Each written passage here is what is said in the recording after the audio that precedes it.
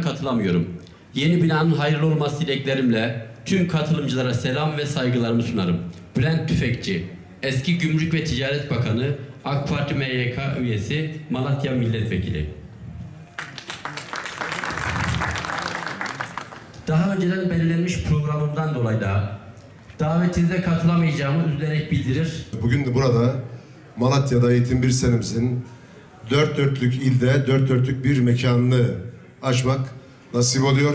Gayreti bulunan, emeği bulunan bu teşkilatın bu ana gelmesine emektarlık eden tüm arkadaşlarımıza ayrı ayrı teşekkür ediyorum. Allah hepsinden razı olsun. Bugüne kadar hiç milletle karşı karşıya gelmedik. Devletle karşı karşıya geldiğimiz oldu. Çünkü devlet bizim işverenimiz. Kamu işvereni. Dolayısıyla ama bu asla bizi devlet düşmanlığına sevk etmedi.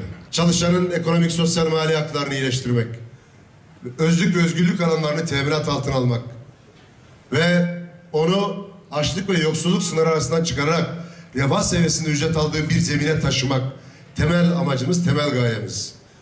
Geçmişte sendikal hareketlerin topuk selamıyla ihale alıp sokağa mikser göreviyle karıştırıp dolayısıyla ülkedeki kaos ortamından beslenip dünyadaki anarşist sendikacılığı Türkiye'ye taşıyarak oradan medet umup bu ülkenin genetiğiyle, kodlarıyla, ahlakıyla ve müktesebatıyla yakışmayan tarzı millete seçenek olarak sunduğu zeminlerin geride kaldığı, Memur Sen'in ortaya koyduğu müktesebat ve duruşla yeni bir sayfanın açıldığı ve birlerden 1 milyonu aşan bir kitleye dönüşerek 67 yıl sonra Türkiye'yi İLO'da işçi, memur, tüm çalışan kesimi temsil eden bir noktaya taşıyarak yeni bir zemini inşa ettiğini herkes görüyor. Onun için toplu sözleşme hakkını aldığımızdan bu tarihe kadar 350 kazanıma toplu sözleşme muhalefetiyle imza atmış bir teşkilatız.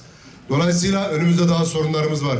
3600 ek ÖSG ile toplu sözleşmede aldığımız kararı mutlaka bir yıl içinde çalışacak, neticelendireceğiz. Sözleşmelerle ilgili aldığımız kararı çalışacak ve neticelendireceğiz. Öğretmenlik meslek kanunu önümüzde duruyor. Öğretmenlik meslek kanununa ilişkin çalışmamızı bir an önce meclise getirsinler diye geçen hafta 81 ilden açıklama yaptık.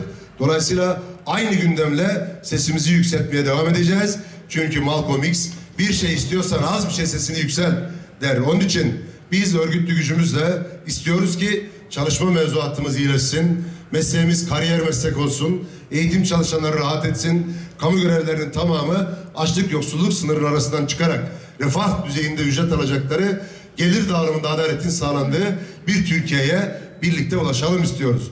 Ya Rabbel Alemin ve Ya Erhamer Rahimin.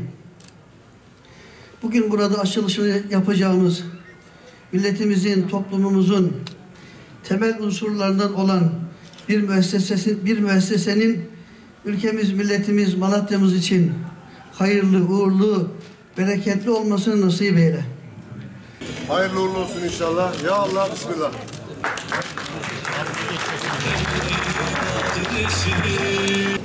Çekiyoruz başkanım.